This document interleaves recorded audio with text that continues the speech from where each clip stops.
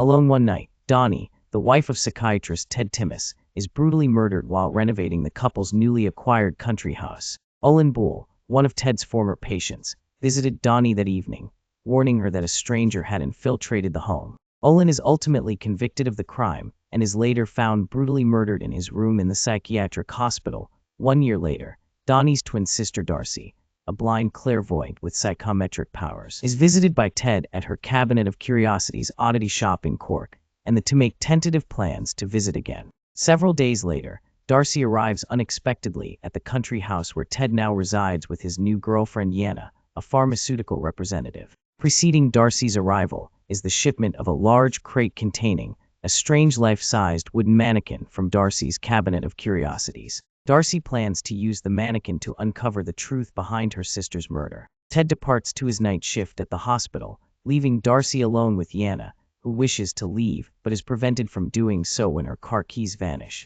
The two women engage in tense conversation before Darcy eventually dozes off on the couch. Yana is frightened when she notices the mannequin inexplicably moving positions and drops her cell phone from an upstairs landing, destroying it. Upon examining the mannequin, Yana finds several strange objects inside holes in its head, including photographs of Dani and Darcy, locks of hair, and a vial of blood. She is startled to hear Darcy, who is now wide awake, telling her in a loud voice to return all the objects into the head. Yana does so, and defiantly brushes past Darcy on her way to the bedroom. After observing what appears to be Dani's apparition in the house, Yana panics and manages to flee after finding her car keys inside the crate the mannequin was transported in.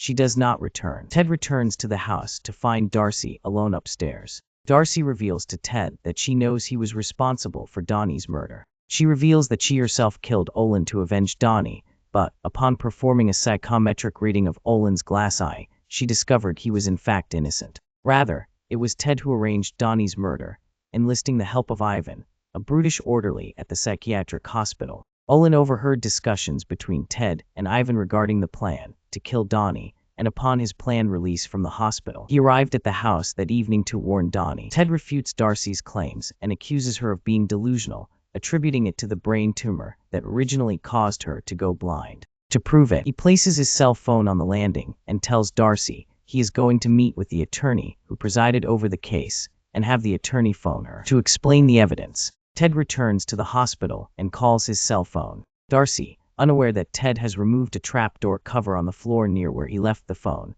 goes to retrieve it and falls to the stone floor below, seriously injuring herself. At Ted's command, Ivan visits the house to ensure Darcy's fate, only to be stalked and brutalized by the wooden mannequin, which Darcy appears to have supernaturally animated before she succumbed to her wounds. Sometime later, Ivan, having survived the attack, is committed to the psychiatric hospital by Ted. To ensure that Ivan does not confess to Dani's murder, Ted sets free a violent cannibal in the hospital who brutally kills Ivan. Ted returns to the country house after a shift at the hospital, where he now resides alone.